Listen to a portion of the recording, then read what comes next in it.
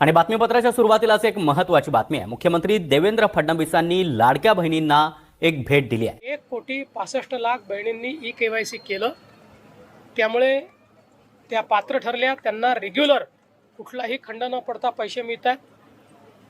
काहींनी ई-केवायसी केलं नाही। अनेक लाखो बहिणींचं त्या ठिकाणी असं लक्षात आलं की इन्कम टॅक्स पेई परिवार आहे, आपल्या याच्यात इन्कम टॅक्स पेई चालत नाही। कारण ही योजना ज्या बहिणींना मदतीची गरज आहे, आधाराची गरज आहे, किंवा ज्यांना स्वतःच्या पायावर उभं राहायचं त्यांच्याकरता आहे। त्यामुळे त्याही जे काही लाभार्थी होत्या त्यांना आपण त्या ठिकाणी वगळलं। काही आपल्याला कल्पना आहे पुरुष लाभार्थी होते, त्या पुरुष लाभार्थ्यांवर तर आपण कारवाईच करतोय, त्यांच्याकडनं वसुली देखील आपण करतोय। काही सरकारी कर्मचारी होत्या, आता कदाचित त्यांनी सगळेच अप्लाय करतात म्हणून करून टाकलं, पण त्यांच्यावरही मला असं वाटतं की थोडी शिस्तभंगाची कारवाई ही करावीच लागेल। आणि म्हणून आता हा जो आकडा आलेला आहे 100% व्हेरीफाईड आकडा आहे।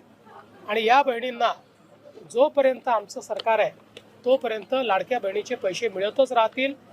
आता हे जे काँग्रेसचे इतर लोक बोलत आहेत हे तेच लोक आहेत की ज्या लोकांनी लाडक्या बहिणीच्या विरुद्ध कोर्टामध्ये केस केली, हायकोर्टात गेले, रोज शिव्या दिल्या, ही योजना बंद करा म्हणून सांगितलं, आणि आता तेच हिंदीमध्ये मगरमच्छ के आंसू म्हणतायत, तसे मगरमच्छ के आंसू आता हे यांच्या डोळ्यातनं वाहून राहिले।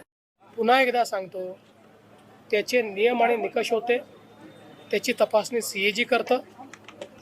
एकही पैसा नियम आणि निकषाच्या बाहेर जाऊन देता येत नाही। आपण योजना सुरू केल्यानंतर कोणाला त्रास होऊ नये म्हणून योजना सुरू केली, कारण इतक्या मोठ्या प्रमाणात तपासणी करणं हे महिन्यात, 2 महिन्यात, 4 महिन्यात शक्य नव्हतं। त्यानंतर आपण तपासणी सुरू केली। ई-केवायसी हा त्यातला महत्त्वाचा मुद्दा होता। ज्या लोकांच्या लक्षात आलं की आम्ही नियमाच्या बाहेर त्या ठिकाणी लाभ घेतलेला आहे, त्यांना वारंवार संधी देऊन त्यांनी ई-केवायसी केलं नाही। लाडक्या बहिणीसाठी मोठी खुशखबर।